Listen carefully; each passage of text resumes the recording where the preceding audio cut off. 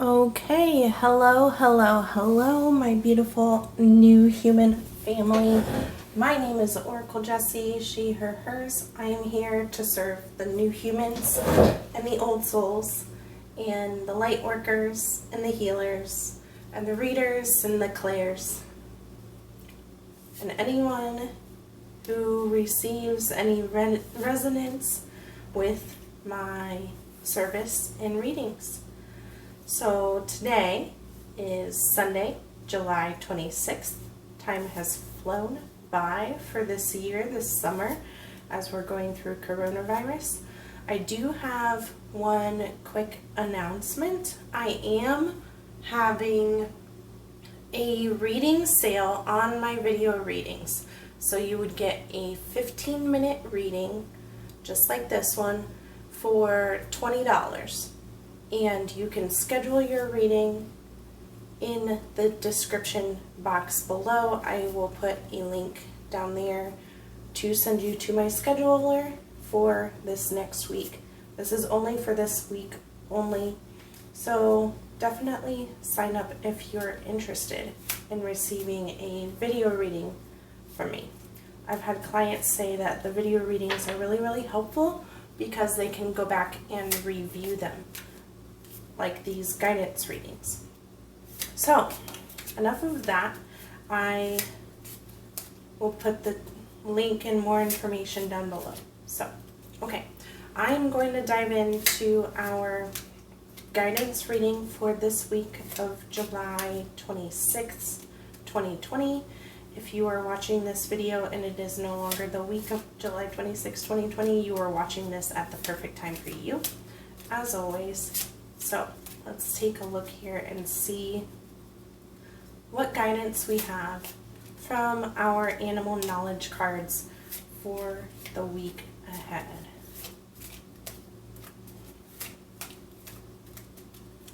Okay, well, here they say,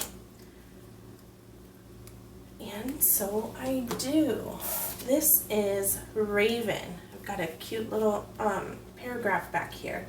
Symbolism here is creation, magic, and illumination. It's talking about how the symbolism with the Native American myths, it is frequently associated with powerful magic and omens.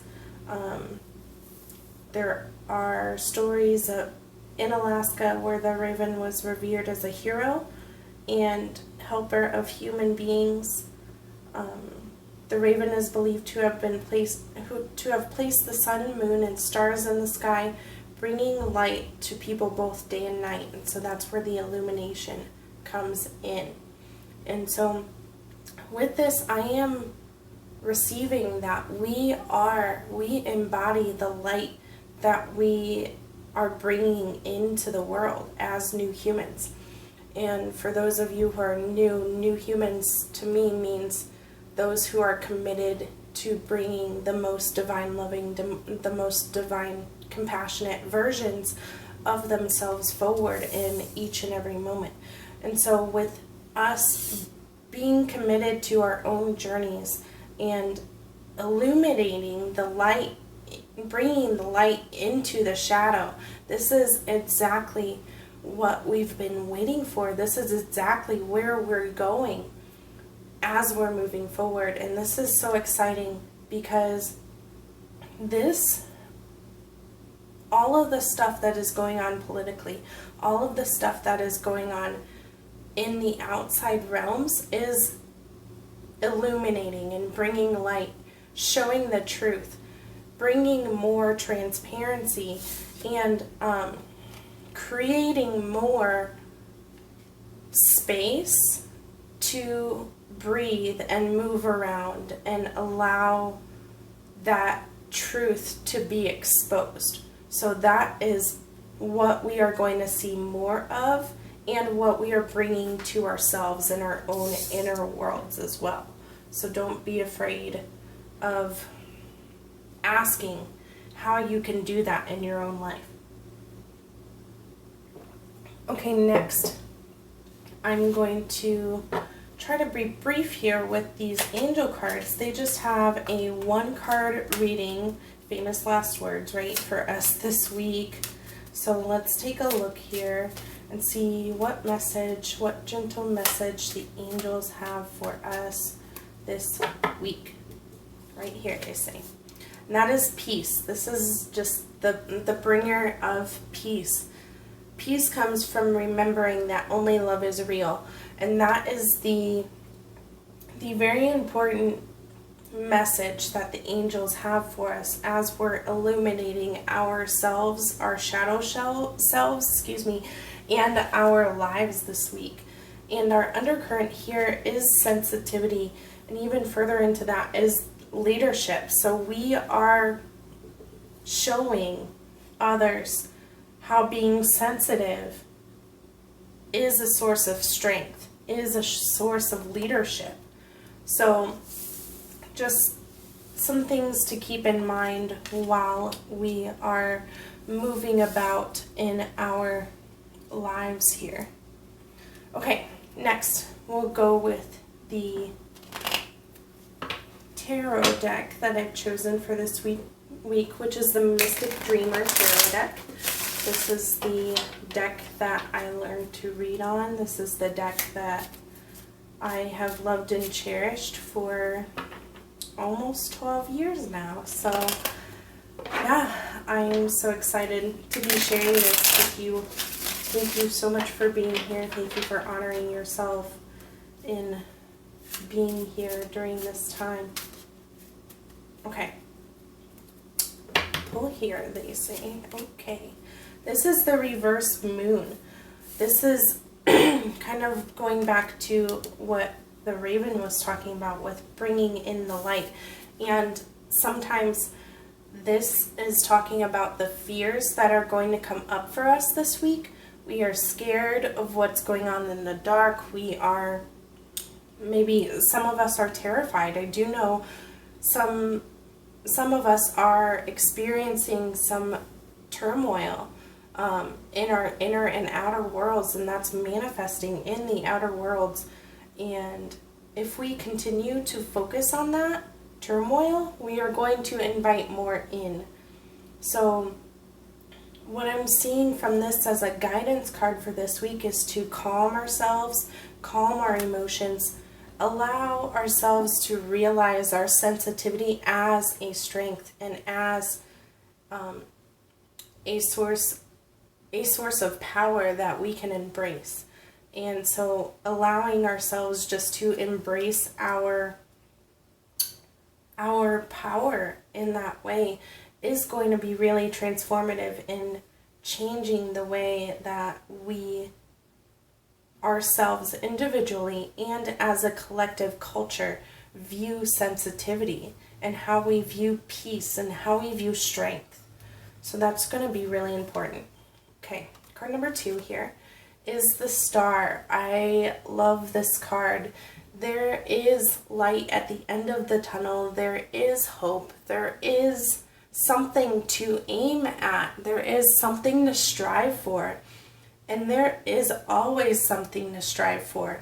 This is such a rebirthing and transformative process. I don't know, you probably can't see it on the video, but I will post pictures on my Facebook and Instagram, both at Oracle Jessie. So feel free to find me there, and I will definitely post these pictures. But there's a stork here on this cliff here with this tree. There's a stork right there before the border, and there's a butterfly that the figure is reaching for here. And I believe there's another dark bird that I haven't necessarily seen before or noticed much, but it could be a raven. So again, with the magic, the creation, the storks and herons are symbolic of rebirth, transformation. Metamorphosis is obvious with the butterfly, right?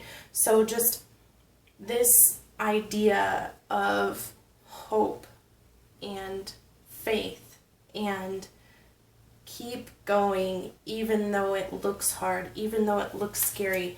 And these two cards are really right next to each other in the story. This one, in the storyline of the major arcana throughout tarot, this one comes first because it is the furthest away, that is the smallest illumination of light, again with the raven, bringing light, illuminating the night sky and the day sky. And then the moon is the next biggest body of light, right? And then sun would be then after that.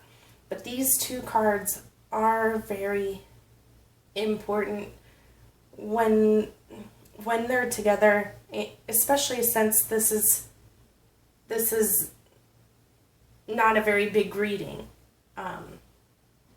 Yeah, because there are only 22 cards that are major arcana, and there are 56 that are minor arcana. So the chances, the odds just in general of two major arcana showing up in this small reading is says that this is a big time for us. This is very important for us to be holding on to that hope and bringing forward that leadership, that illumination, connecting with ourselves, connecting with our source, divine energy, and bringing that forward in the turmoil.